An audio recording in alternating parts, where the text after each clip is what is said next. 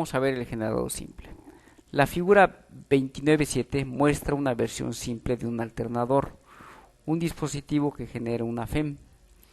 Se hace girar una espira rectangular con rapidez angular omega constante en torno al eje que se muestra. El campo magnético B es uniforme y constante. En el tiempo t igual a 0, phi igual a 0, encuentre la FEM inducida. Vamos a hacer este ejercicio.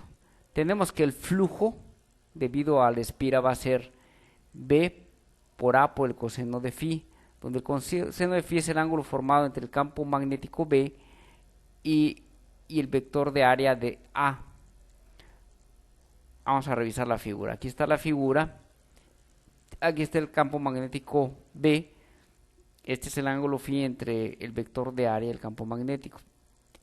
Entonces el flujo va a ser B punto A, que es BA por el coseno de phi. Por ejemplo, en esta posición el flujo es 0.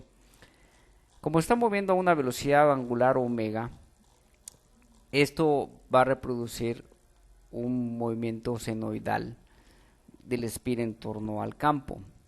Es decir, el ángulo phi que está formando el campo magnético con el área del espira va a ser en función de omega. Este ángulo phi va a cambiar como omega t. Recuerden, la velocidad angular es radianes sobre segundo, entonces esto nos da los ángulos recorridos por unidad de tiempo. Esta es la velocidad angular. Por t nos da en qué ángulo está. Entonces coseno de phi se escribe como coseno de omega t. Esto va a ser cómo está cambiando el producto punto B punto A. Va a depender de la velocidad angular y del tiempo t. Entonces la expresión del flujo magnético queda establecida como B por A por el coseno de omega t. Ahora, si nosotros sacamos el flujo magnético, vemos que la derivada del coseno de omega t va a ser igual a menos omega seno de omega t. Recuerden, es esto por la derivada de lo de adentro. Entonces el flujo, la derivada del flujo con respecto al tiempo va a quedar el flujo magnético, la derivada del flujo magnético con respecto al tiempo va a ser W seno de omega t, es la derivada de esto con respecto al tiempo. El campo magnético no cambia con el tiempo, por eso queda simplemente B. Y el área no cambia con respecto al tiempo, lo único que cambia es el campo magnético que está entrando a la espira. Entonces queda, la fuerza electromotriz inducida va a ser WBA seno de omega t. Esta es la fuerza electromotriz inducida en la espira para cada tiempo. Ahora vamos a hacer una revisión de la figura. Aquí de la gráfica del generador tenemos que el flujo magnético, podemos reproducir la gráfica del flujo magnético para cada tiempo. En el tiempo t igual a 0 podemos ver que el flujo magnético es máximo. Después comienza a cambiar el flujo para un ángulo determinado. En esta situación, cuando el vector de superficie es perpendicular al campo magnético, no tenemos flujo. Aquí el flujo es 0.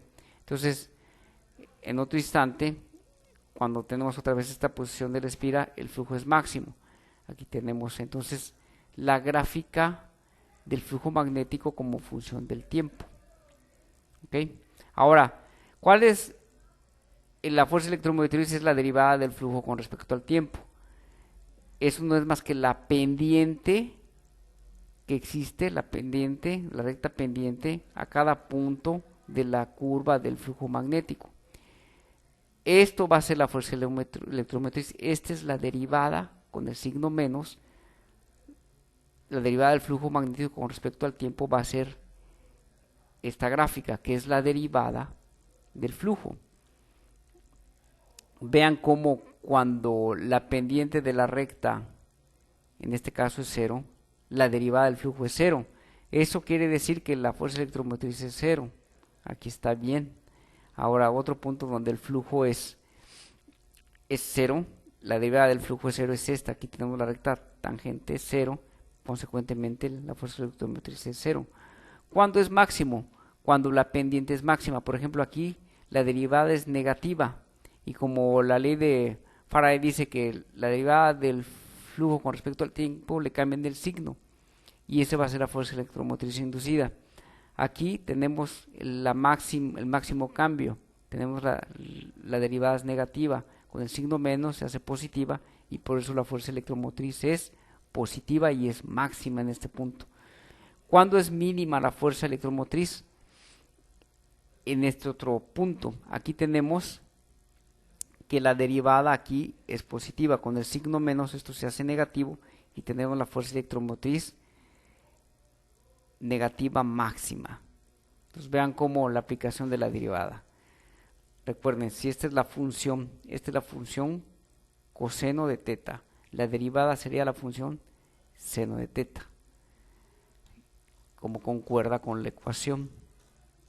Aquí con la ecuación que resolvimos quedaba, o sea, aquí era el flujo, su derivada es básicamente el seno de omega t, y aquí está. Este es el principio básico con el cual se convierte energía mecánica en energía eléctrica. Hay que notar que se va generando una onda senoidal como diferencia potencial que va a reproducirse de acuerdo a velocidad de giro de la bobina. O sea, hay una relación mutua entre la frecuencia de giro y la fuerza y la frecuencia de la onda